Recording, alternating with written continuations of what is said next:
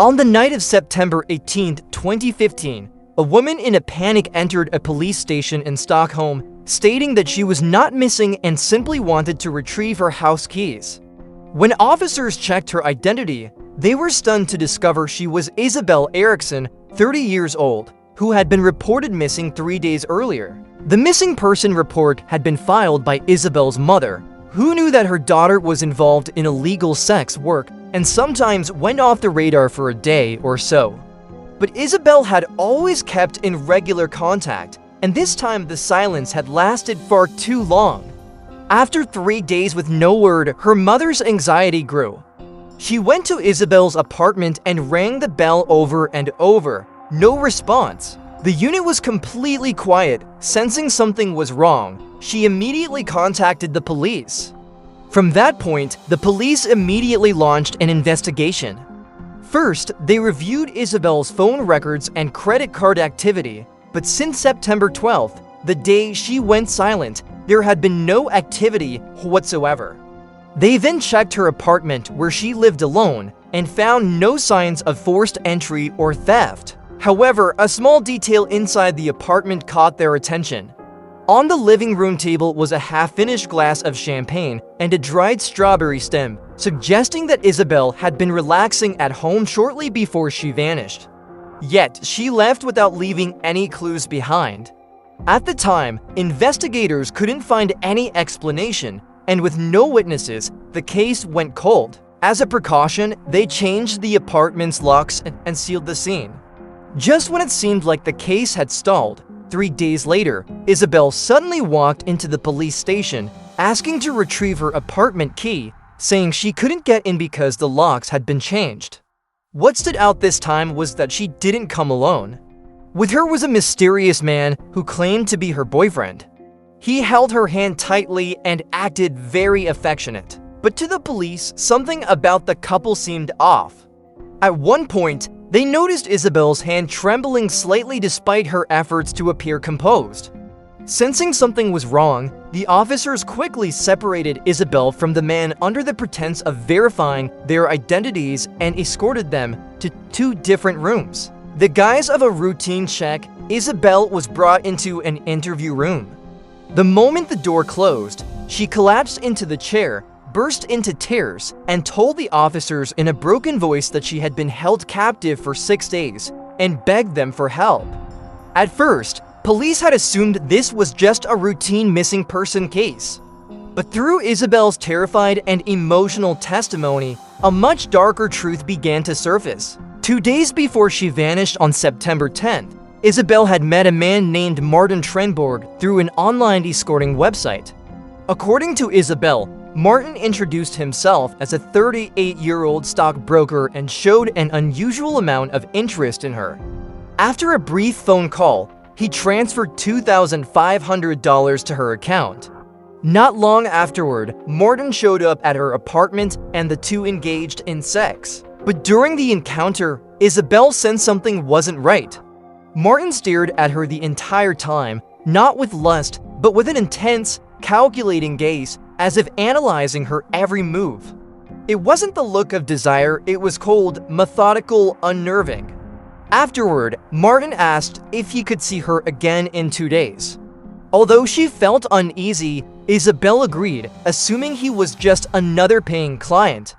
He had been polite, respectful, and hadn't done anything overtly threatening. Before leaving, he smiled, promised to bring a good bottle of champagne next time, and kissed her goodnight. That promise was fulfilled on the evening of September 12th, when Martin arrived at Isabelle's apartment with a bottle of champagne and chocolate-covered strawberries. The two began drinking, still wrapped in a thin layer of polite awkwardness. But to Martin, the evening was unfolding better than he had imagined. Every time Isabelle took a sip of champagne, he gently handed her another strawberry dipped in chocolate. At first, Isabelle didn't notice anything unusual. In fact, she felt it was one of those rare romantic evenings she hadn't experienced in a long time. That comforting feeling led her to let her guard down and enjoy the moment. However, just a few minutes later, she started to feel dizzy and tried to get up to go to the bathroom. But before she could even rise from her seat, her body collapsed to the floor, and she lost consciousness completely. It wasn't until the following evening that Isabel finally woke up after what felt like an entire day of deep sleep. Her vision still blurry, she looked up to see Martin standing above her, staring down with a blank, emotionless gaze. The face that once seemed gentle had now changed completely. Calmly, he told her, "This is my private basement, and from now on, you'll start to understand who I really am." Only then did the truth about Martin begin to emerge. He wasn't a wealthy stockbroker, as he had claimed. In reality, he was a medical doctor working in a small town over 348 miles from Stockholm. But what was far more disturbing was that Martin wasn't just any doctor. For nearly 2 decades, he had been quietly preparing for a single goal, a hidden, calculated plan he had never shared with anyone. The origins of this plan likely stemmed from his childhood. Martin was an exceptionally intelligent child with an IQ over 152 and consistently topped his class.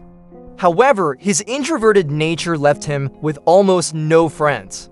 In an effort to change that, Martin turned to self-help books on communication and tried to improve. But social skills don't come easily to the impatient, and over time, his sense of isolation only deepened. That prolonged loneliness slowly distorted Martin's mental state. Eventually, he became obsessed with the idea of finding a woman who would be completely submissive, someone who would never leave him, never betray him. And from that obsession, he began meticulously planning how to find the perfect victim to fulfill his twisted fantasy. To bring this idea to life, Martin believed he first needed to be physically strong enough to dominate a woman. As a child, he was thin and frail. But once the plan began to form, he started lifting weights daily and increased his protein intake to build muscle. Once he achieved the physique he wanted, he moved on to the next phase. To train for controlling human targets, Martin enlisted in the military.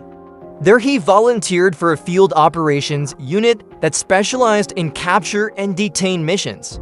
During his year of service, he quietly learned how to approach, subdue, and transport individuals quickly without leaving a trace. After gaining sufficient tactical experience, Martin pursued a much larger goal, becoming a doctor.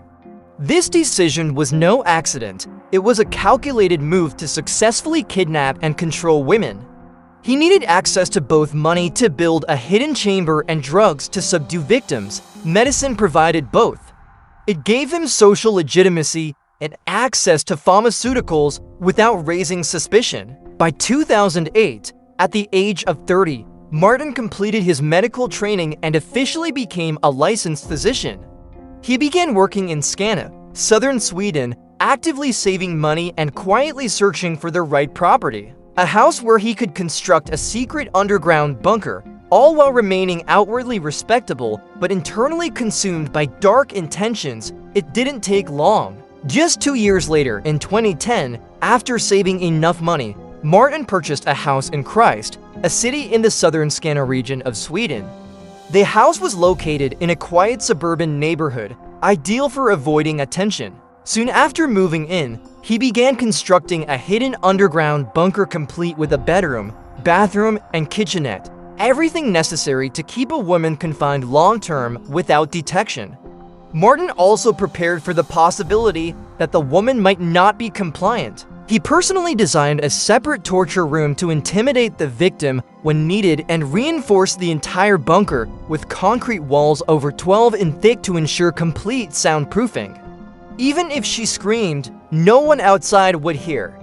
Finally, he installed a heavy-duty security door similar to those used in bank vaults equipped with an ultra-secure locking system. By 2015, after nearly 2 decades of meticulous preparation, Martin's long-anticipated plan to kidnap a completely submissive woman, a plan he had nurtured since adolescence, entered its final phase. All that remained was to find the right victim. To prevent being traced, he prepared fake identification documents and used license plates that didn't match the vehicle's registration. In addition, he crafted a variety of custom masks to conceal his identity while traveling if needed. With everything in place, Martin began searching for a target. He had strict, non-negotiable criteria. The woman had to be in an environment that allowed him to approach her without raising suspicion, and she had to be physically attractive to him. With these standards in mind, Martin quietly observed many women, but each time something felt off, and he continued to wait for the perfect opportunity. That opportunity came on the evening of September 10, 2015. As Martin browsed online escort sites, still hunting, he suddenly stopped on a photo of Isabel. The blonde woman had a radiant appearance and worked in an illegal, vulnerable industry. That alone convinced him this was the one he had been waiting for. Her circumstances made it easier to approach and abduct her than any other woman before. Wasting no time, Martin messaged Isabel, transferred a large sum of money to gain her trust, and arranged a meeting as soon as possible. Within hours, the appointment went exactly as planned. The two met and quickly engaged in sexual activity, and just as he'd hoped, Isabel met every one of his twisted criteria.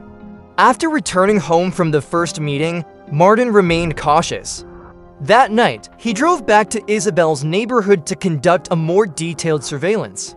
He quietly scoped out the area, measured the distance between her apartment and the parking lot, and took mental notes of entrances, staircases, and any objects that could draw attention. Everything was memorized in detail to prepare for a clean escape route if the abduction were to take place. During their next meeting, Martin initiated the first phase of his plan.